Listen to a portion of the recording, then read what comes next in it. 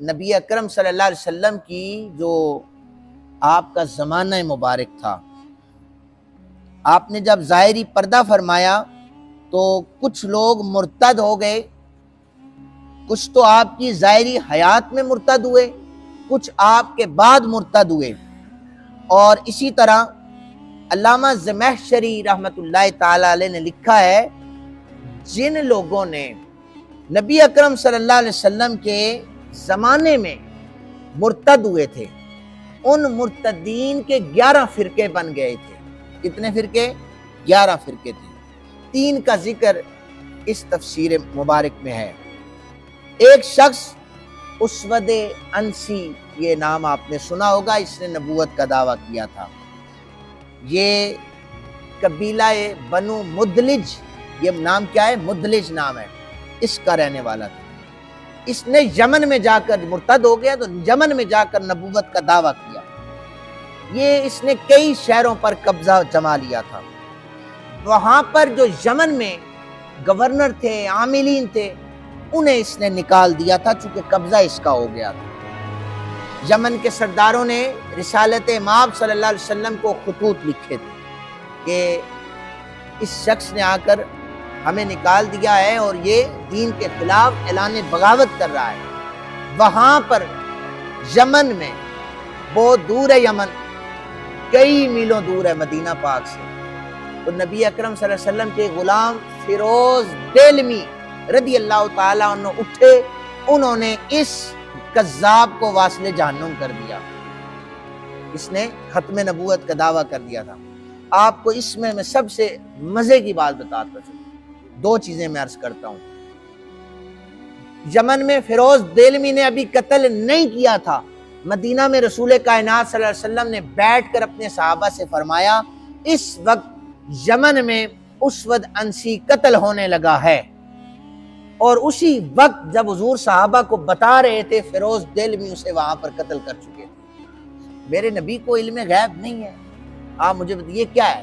حضور خبر دے رہے یمن کی، یہ کیا ہے؟ اچھا، یہ پھر آپ کو بڑی خبر لگ سکتی ہے، حالانکہ سوشل میڈیا تو نہیں تھا، لائیو ٹیلی کاسٹ بھی نہیں تھی، یہ بڑی خبر ہو سکتی ہے، کسی کی ذہن میں آ سکتی ہے۔ یہی مسجد نبی شریف کا منبر تھا، میرے اور آپ کے آقا صلی اللہ علیہ وسلم نے لمبی سانس لی، 3 دفعہ سانس لی۔ صحابہ کرام نے عرض کی، حضور یہ لمبی سانس کیوں لے رہے؟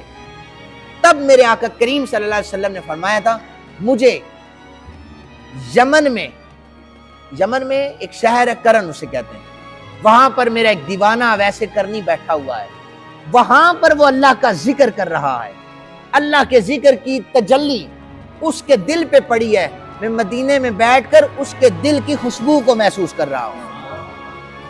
یہ نہیں ہے علم غیب۔ ہمیں حضور کے علم کے حوالے سے سوچنا چاہیے کہ وہ نبی تھے، افضل البشر تھے، بے مثل و بے مثال بشر تھے، ہم میں سے کوئی ان کے قدموں کی خاک کے برابر بھی نہیں ہو سکتا۔ نبی اکرم صلی اللہ علیہ وسلم کے زمانے مبارک میں دوسرا جو شخص تھا جس سے جنگ حضرت جناب ابو بکر پاک رضی اللہ تعالیٰ عنہ نے کی تھی، یہ مسیلمہ کذاب تھا، اس نے بھی نبوت کا دعویٰ کیا تھا۔ اس نے میرے آقا کریم صلی اللہ علیہ وسلم کو ایک خط لکھا تھا، خط کی عبارت جو اس نے لکھی تھی وہ یہ تھی، از مسیلمہ رسول اللہ، مسیلمہ اللہ کا رسول خط لکھ رہا ہے برائے محمد رسول اللہ، کہ نبی پاک صلی اللہ علیہ وسلم کو خط لکھ رہا ہے۔ نبی اکرم صلی اللہ علیہ وسلم کو اس نے خط لکھ کر یہ کہا تھا، دونوں نبی ہیں کہ دور میں آگے، آدھی زمین آپ کی آدھی میری ہے، کافی ساری شرائط اس نے لکھی تھی، وہ کبھی انشاءاللہ جمعے پر اس کو ہم ڈسکس کریں گے۔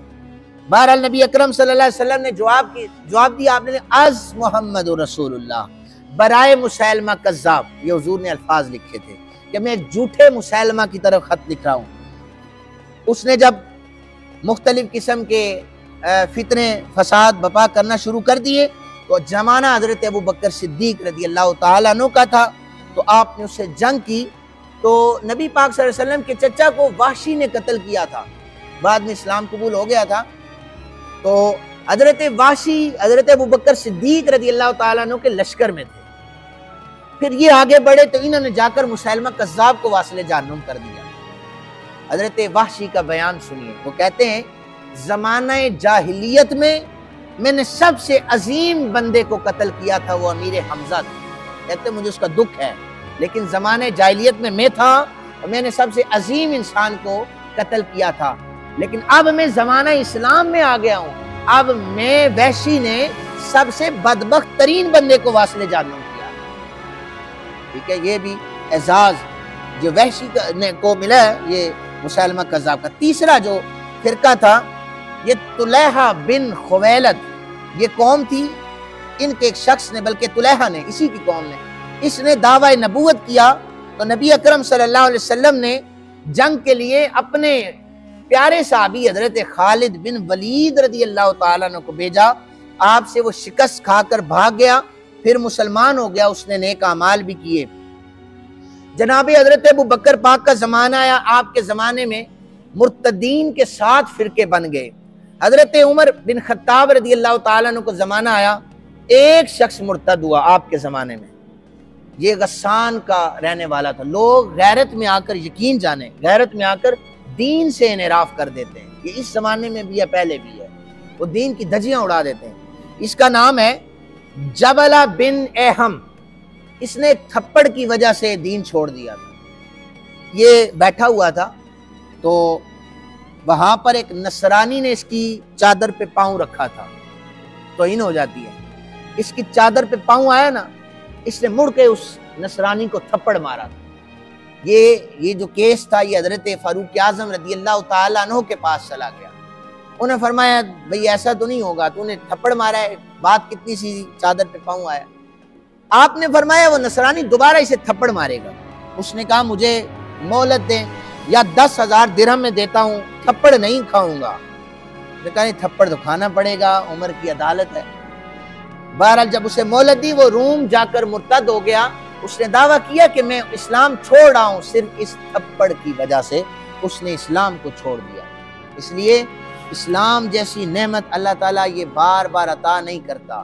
آپ لوگ شکر ادا کریں کہ آپ کے کسی عمل اچھے کے بغیر ہی اللہ نے آپ سب کو مسلمان پیدا کر دیا ہے، اور جب آپ کو اللہ نے مسلمان پیدا کیا ہے، اسلام دیا ہے، اسلام کے مطابق زندگی گزاریں۔